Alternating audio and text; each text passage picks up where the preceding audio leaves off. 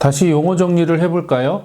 첫 번째 성령 세례란 예수님을 믿을 때 우리 안에 내주하시는 성령의 역사를 말합니다. 그 후에 우리 안에 지속적인 성령의 역사가 존재하는데 이것을 성령 충만이라고 부릅니다.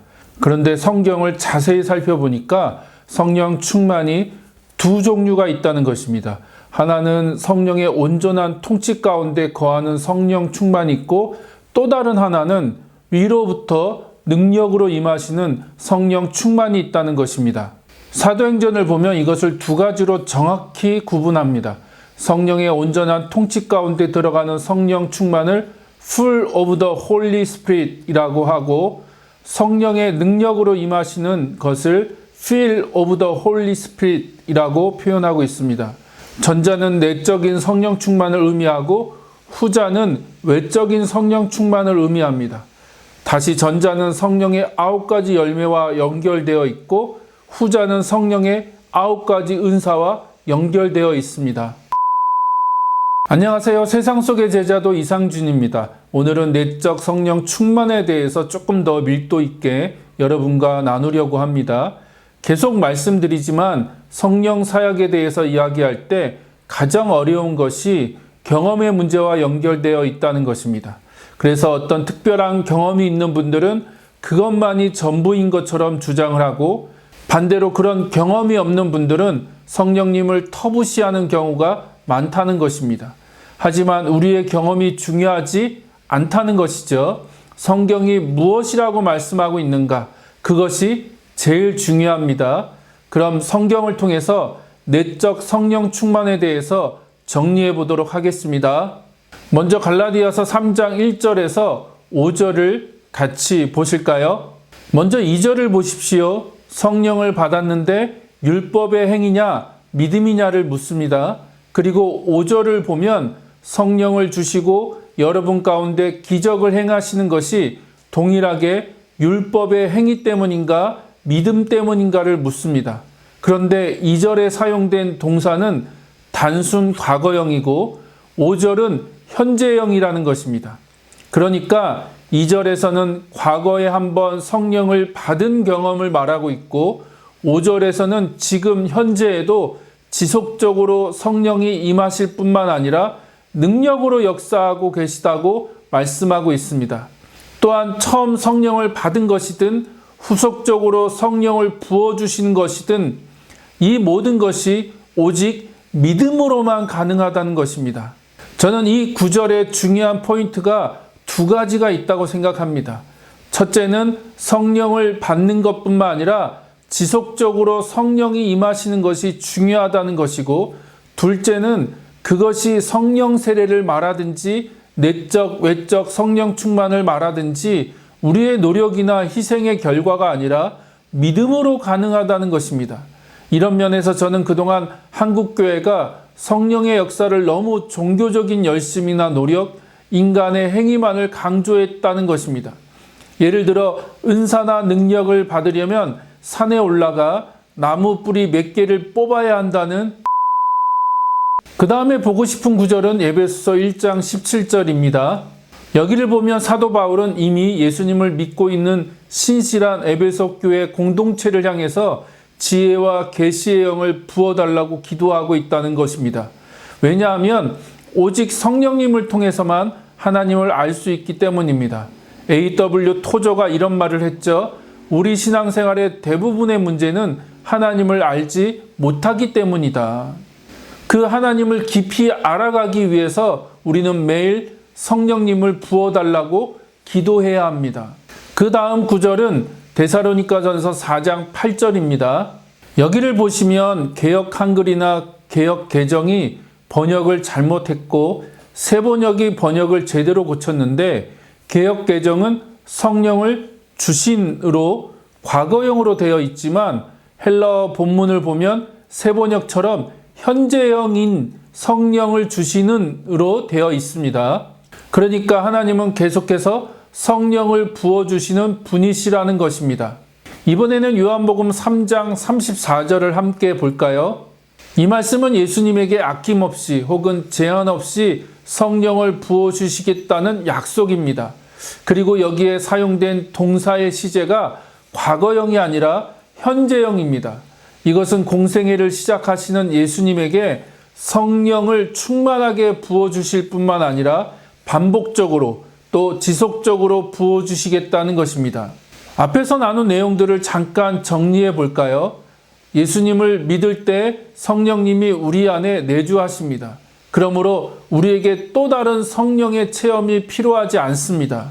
이미 성령님이 우리 안에 와 계십니다.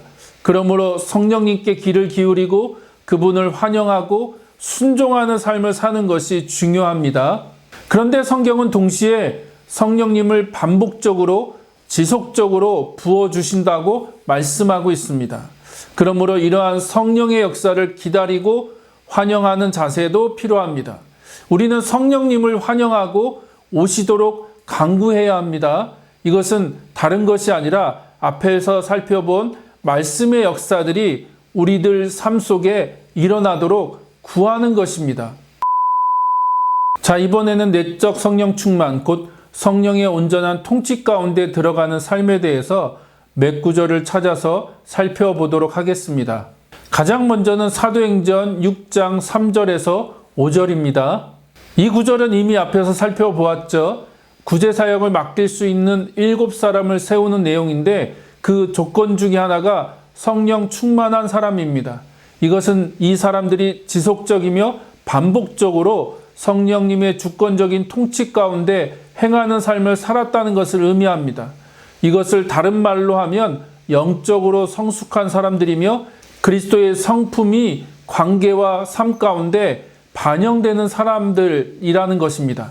그 다음은 사도행전 11장 24절입니다. 이 구절을 보면 초대교회가 사람들을 세울 때 한 가지 분명한 기준이 있었다는 것을 발견할 수 있습니다. 그것이 바로 성령 충만함입니다. 이것은 자기 중심적인 사고와 삶을 내려놓고 지속적으로 성령님이 통치하시고 다스리시고 주님과 동행하는 삶이 있어야 한다는 것입니다. 사도행전 13장 50절에서 52절도 볼까요? 이 구절을 보면 바울과 바나바가 비시디아 안디옥에서 복음을 전하다가 박해를 받고 그 지역을 떠나는 장면을 소개하고 있습니다. 그런데 두 사람에게 기쁨과 성령이 충만했다고 되어 있습니다. 우리가 성령의 9가지 열매에 대해서 다룰 때 더 자세히 살펴보겠지만 기쁨은 성령의 9가지 열매 중에 하나이며 그 기쁨과 연결하여 성령으로 가득 차 있었다는 것입니다. 마지막으로 에베소서 5장 18절입니다. 이 구절은 너무나도 유명하죠. 성령의 온전한 통치 아래 사는 삶에 대해서 가장 잘 설명하고 있는 구절입니다. 가장 중요한 포인트는 술을 먹지 말라는 것이 아니라 성령 충만함을 받으라는 현재 명령입니다. 그럼 성령 충만을 왜 술에 취하는 것과 대조하고 있을까요? 그 성격이 비슷하기 때문입니다.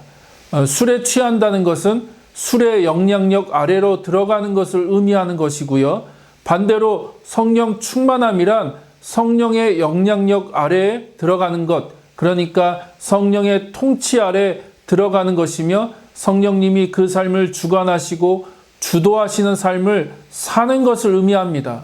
근데 성령의 충만함을 받으십시오라는 말씀이 현재 명령문이라는 것입니다.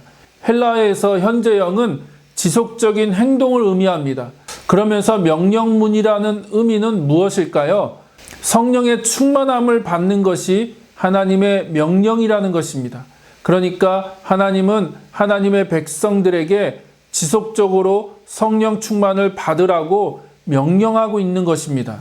그런데 능력으로 임하시는 성령 충만에 대해서는 하나님이 한 번도 명령으로 말씀하신 적이 없다는 것입니다.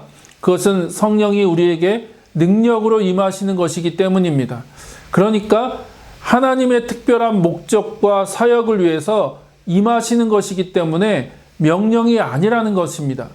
이것은 철저하게 하나님의 뜻에 달려 있다는 것입니다. 우리가 결정할 수 있는 것이 아닙니다. 그러나 성령이 우리를 다스리시고 통치하시는 것에 대해선 하나님은 명령문을 사용하여 말씀하십니다.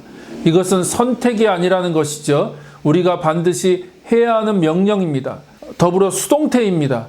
우리가 원한다고 해서 우리 마음대로 성령 충만할 수 없다는 것입니다. 성령님이 우리를 채우셔야 합니다.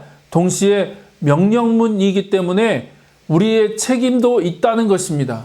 어떤 책임입니까? 이미 앞에서 살펴본 것처럼 성령의 충만함을 받도록 사모하고 성령님께 민감하고 우리 자신을 내려놓고 자기 중심적인 삶을 버리고 성령님께 순종하는 삶을 사모하는 것이 우리에게 요구된다는 것입니다.